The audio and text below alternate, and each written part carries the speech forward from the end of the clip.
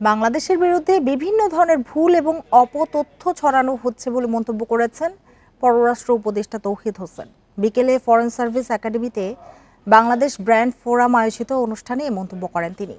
পররাষ্ট্র উপদেষ্টা বলেন, যেসব ভুল ও অপতথ্য ছড়ানো হচ্ছে তার জবাব দিতে অন্তর্বর্তী সরকার চেষ্টা করছে।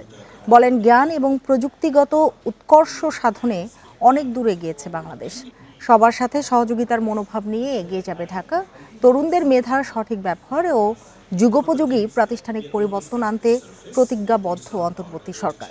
জ্ঞান ও মেধায় বিশ্বের সাথে তাল মেলাতে যা যা করার দরকার সরকার তার সবকিছু করবে বলেও জানান তৌহিদ হোসেন।